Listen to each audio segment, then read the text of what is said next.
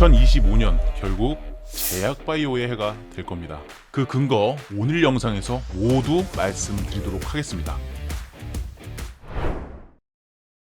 안녕하세요. 주식 체인저입니다. 최근 자유 토론방에서도 이렇게 브리핑 많이 해드리고 있는데요. 워낙 시장이 지루할 수도 있겠다 싶어서 최근에 가능하면 하루에 한 종목씩은 종가 베팅을 진행하고 있습니다. 물론 매일매일 종목들 드리면 좋겠지만 종목 하나만 분석하기에도 그날그날의 모든 데이터를 다 확인을 해야 하다 보니까 매일매일 드리진 못할 수도 있습니다. 그럼에도 지금 승률이 정말 잘 나오고 있으니까 늦지 않게 입장 신청해 주시고요. 입장 방법은 고정 댓글 확인하시면 무료로 입장 가능하니까요. 들어오셔가지고 더 많은 정보 만나보시기 바랍니다. 참고로 2월 이후에는 입장이 제한됩니다. 정보 채널 2기가 열리기 전까지 아직 일정이 정해지지는 않았습니다. 개인정보는 안전하게 보호되니까요. 염려하지 마시고요. 이미 많은 분들 입장하셨고요. 더구나 익명의 닉네임 사용하셔도 됩니다. 그럼 오늘의 영상 바로 시작할게요.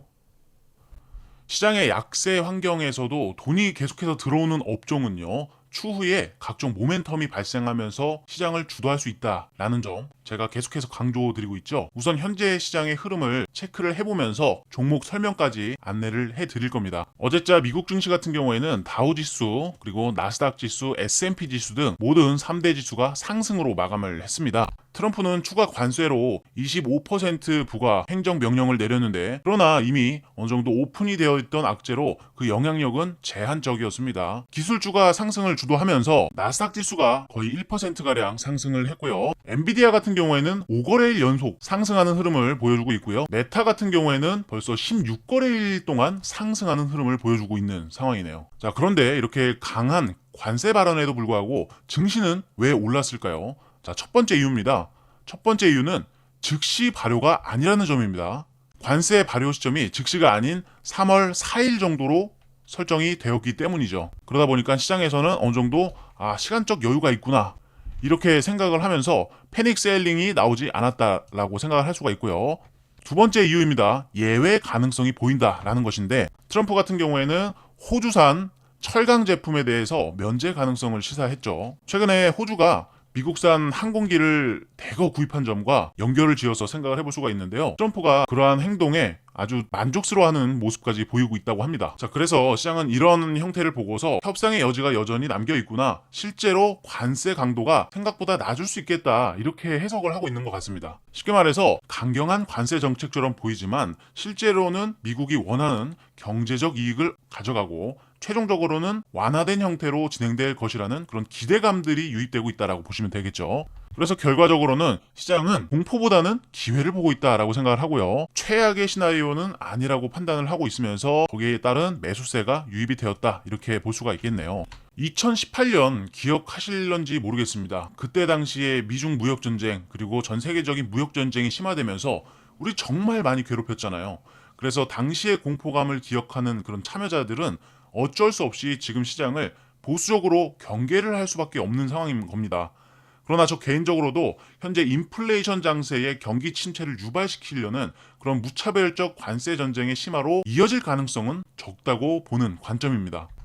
그러다 보니까 트럼프의 행보에 지속적으로 관심을 가져갈 수밖에 없고요. 그에 따라서 저는 제약바이오 업종에서 계속해서 기회를 보고 싶은 마음이 큽니다. 그래서 오늘도 SK 바이오팜 차트 분석을 하면서 여러분들이 참고하실 수 있도록 기술적 분석에 근거를 더해서 좀 설명을 드릴 수 있도록 하겠습니다. 자, 먼저 SK 바이오팜 일봉 차트를 보고 계시는데요. 최근에 제가 영상에서 좀 자주 다뤄드리고 있는 종목이다 보니까 여전히 보유하신 실제 구독자님들도 많이 계실 거라고 생각을 합니다. 이 종목 같은 경우에는 제가 충분히 해당 구간에서도 매수에 대한 관점을 영상에서만 벌써 몇 차례 안내를 해드렸던 것 같은데요. 결국에는 2025년 SK 바이오팜이 지배를 할 수가 있고요. 정말 안정적인 주식이다라고 설명을 드렸죠. 해당 종목의 펀더멘탈, 모멘텀에 대해서는 제가 워낙 많이 설명을 드렸기 때문에 오늘은 간단하게 스킵을 하고요. 2025년에 바이오 업종이 상승할 가능성이 높은 이유 3가지에 대해서 근거를 먼저 요약해서 말씀드릴게요. 2025년 바이오 업종 상승 가능성 3가지 근거에 대한 요약이죠. 제가 저번에도 한번 이렇게 텍스트로 정리를 해드렸었는데 첫 번째 이하는 금리 인하 사이클의 진입입니다. 물론 여전히 물가와의 전쟁이 지속되고 있지만 금리 인하 사이클에 진입한 것은 사실이죠. 특히나 바이오 업종의 경우에는 금리 인하 국면에서 대표적인 수혜 업종으로 분류가 됩니다. 뭐 자금 조달 비용이 낮아지고요. 기술 개발 투자 환경이 개선되는 효과가 있기 때문이에요. 그리고 이번 금리 인하로 인해서 성장주 중심의 자금 흐름이 강화되면서 바이오 섹터의 매수세가 집중되고 있기 때문에 바이오 업종이 주도 업종이라는 사실은 이미 기정사실화다라고 설명을 드렸습니다. 두 번째로 글로벌 제약 바이오 시장의 기술력을 인정받고 있고요. 현재 전 세계적으로 라이센스까지 확대가 되고 있는 상황입니다. 최근 국내 바이오 기업들이 글로벌 임상 시험과 기술 수출에서 큰 성과를 내고 있습니다. 뭐 알테오젠이라든지 셀트리온, 삼성 바이오로직스 등 주요 기업들이 이미 글로벌 기술 수출 협력 체계를 확립하면서 상승 가능성을 입증하고 있고요. 거기에다가 이미 미국 시장에 진출을 하고 있는 그러한 기업들도 상당히 많아지고 있는데요. 거기에 정부의 바이오 헬스 산업까지도 지원이 강화되고 있습니다.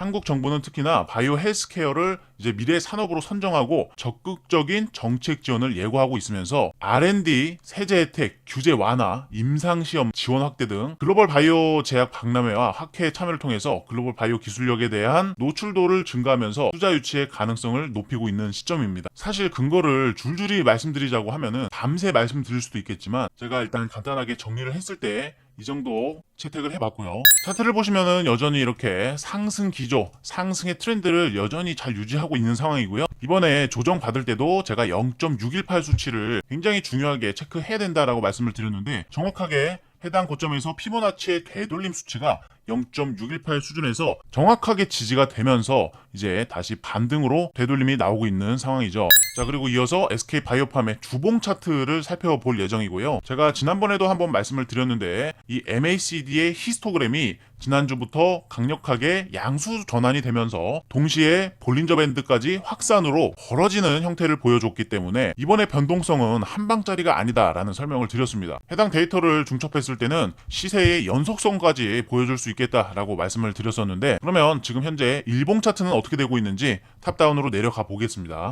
자, 일봉 차트입니다. 이번에 거래량이 터지면서 강력한 장대 양봉을 만들어줬는데 사실상 윗꼬리가 길지도 않고요. 몸통 자체가 굉장히 꽉 찬 형태로 이어졌다라는 거, 그리고 이렇게 강력하게 거래량이 들어왔다라는 거, 제가 늘 거래량을 어떻게 말씀드리고 있습니까? 엔진이라고 말씀드리죠. 엔진이자 거래량은 힘이다 라고 말씀을 드리고 있습니다. 이렇게 강력한 힘이 들어온 거예요. 만약에 여기서 캔들 자체가 이렇게 꼬리가 길게 달린 그러한 캔들이었다면 해당 종목이 당분간은 좀 힘들 수도 있었어요. 다만 이미 꽉 찬 양봉의 몸통을 가진 장대 거래량의 반등이 나왔기 때문에 여기서 시사하는 바가 큰 거죠.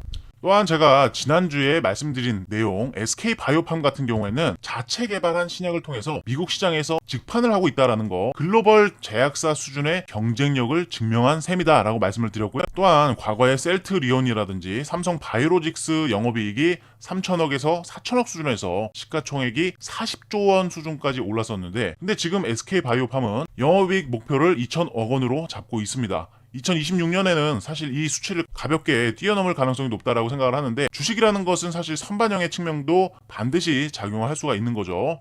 지금 반영된 측에도 낄 수가 없는 수준으로 보고 있다라는 것입니다. 진짜 과거에 셀트리온이라든지 삼성바이오로직스 놓치신 분들, 제가 봤을 때 그 밸류에이션 자체가 SK바이오팜 같은 경우에는 정말 아직까지 큰 프리미엄이 더 붙어야 된다라고 생각을 하고 있어요. 정말 이 기회 놓치면은 많이 아쉬울 수가 있고요. 정말 무엇보다 안전하면서도 탄탄하게 올라갈 수 있는 종목이 SK바이오팜이라고 생각합니다. 2025년은 SK바이오팜이 장식을 할 수가 있고요. 가장 중요한 건 이제 목표가를 어떻게 잡고 가야 되느냐. 이게 굉장히 중요한 포인트가 되는데 자, 월봉 차트로 크게 늘려서 볼게요. 자, 여기 바람구멍이 하나 보이잖아요. 바람구멍. 자, 이걸 갭이라고 표현을 하는데 이 갭이라는 것은 회귀의 습성을 가지고 있습니다. 특성이 그래요. 그렇기 때문에 결과론적으로 좀 시간이 오래 걸렸을지언정 이러한 갭을 회귀하러 가는 거는 어려운 일이 아니다. 자, 현재 가격 대비 약 상한가 한 번만 나오면은 이 월봉에 유의미했던 이런 갭으로 올라가는 것인데 이미 충분히 시간값이 오랫동안 흘렀고요. 그 파동을 능가하는 매집은 충분히 반영이 되었기 때문에 해당 갭 구간까지는 공짜 라인이다 라고 볼 수가 있겠고요. 이제는 신고가를 목표로 보고 가면 되는 것이겠죠. 그 내용들 제가 근거 하나하나 작성해가지고 준비를 하고 있습니다. 정말 간단한 예를 들어서 피보나치 추세 확장 기반으로 이렇게 목표가를 체크를 할 수가 있잖아요. 그러면 이 목표가도 최소가 1.272 그리고 1.618을 보는 수치가 정상적인 패턴인데요. 현재 1.272 수준이 16만 3천 원 정도로 나와 있고요. 그 다음에 1.618 수치가 18만 7천 원 정도 수준으로 나와 있으니까 현재 새로운 목표가를 설정할 때는 최소한 이 정도는 잡고서 보셔야 된다라고 말씀을 드리는 거죠. 근데 뭐 거래량도 지금 미친 듯이 들어왔잖아요. 여기서도 충분히 매집이 진행되었고 이제 시작인 것입니다. 물론 해당 구간에서도 갭구멍이 있습니다. 그러나 바로 여기서 갭을 필링을 해줬단 말이에요. 여기서 갭을 해소시켜줬기 때문에 일단 여기서 저항으로 작용을 하긴 했었지만 이건 당시의 시장 영향이었던 거고요. 종목 자체의 펀더멘털 문제 때문에 여기서 힘이 빠진 건 아니라고 생각하고요. 결국에 투자는 심리잖아요, 심리. 이번에는 여기 다시 돌파를 하면서 이러한 갭구멍에 대한 불균형은 사실 너무도 쉽게 올라갈 수가 있는 겁니다. 보통 이런 갭자리들 있잖아요. 이런 구간을 불균형 구간이다 라고 표현을 해가지고 해당 구간에서는 사실상 거래가 이루어지지 않은 구간이잖아요. 그렇기 때문에 올라갈 때도 이런 구간은 그냥 무시하고 올라가 버린다는 거예요. 이런 내용들 참고를 해주시면 좋겠고요. 방금 제가 또 추세 기반 피보나치 확장을 통해서 목표가 한번 간단하게 잡아봤고요. 단기적인 목표가입니다. 이것도. 자, 그리고 제가 요즘에 좀 운대가 좋아서 그런지 제가 분석해둔 종목들이 솔직히 말해서 지금 뭐 50%, 100% 이상 올라가는 종목들이 너무 많이 나오고 있습니다. 지난 영상들 보시면 아시겠지만 저는 최소한 근거가 7개 이상은 나와야 매수 근거로 잡습니다. 그렇게 하다 보니까 진짜 승률이 많이 높아졌고요. 시간적인 그 소모도 많이 줄이고 있습니다. 반응이 빨리 나타날 수 있는 자리에서 우리가 매수를 해가지고 적시적기에 또 매도를 할 수 있다면 얼마나 좋겠습니까? 주식의 기본은 싸게 사서 비싸게 파는 건데 그러한 퍼포먼스를 제가 여러분들한테 보여드리고 싶습니다. 말씀드렸다시피 2월까지만 입장 링크를 열어둘 계획입니다. 그러니 늦지 않게 입장해 주시면 좋겠네요. 어려운 시장 함께 이겨가시면 되겠습니다. 오늘 영상도 끝까지 시청해 주셔서 대단히 감사드립니다.